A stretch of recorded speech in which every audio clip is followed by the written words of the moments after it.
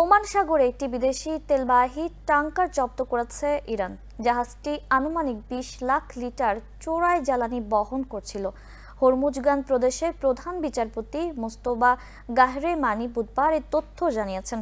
তিনি বলেন, ইরানের সামুদ্রিক সীমানায় সন্দেহজনকভাবে জ্বালানি চোরাচালানের উপর নজরদারির মধ্যে এই ট্যাংকারটি জব্দ করা হয়। খবর বার্তা সংস্থা মেহেরের। মোস্তফা গাহরেমানি জানান, ট্যাংকারটিতে বহন করা তেলের আইনি নথিপত্র অসম্পূর্ণ ছিল, ফলে চোরাচালানের সন্দেহে ট্যাংকারটি আটক করা হয়েছে। তবে জব্দকৃত জাহাজটির জাতীয়তা বা গন্তব্য সম্পর্কে বিস্তারিত কিছু জানাননি তিনি। মেহেরের প্রতিবেদন অনুযায়ী দক্ষিণ ইরানের জাস্ক শহরে নিয়ে প্রাথমিক তদন্ত শুরু হয়েছে।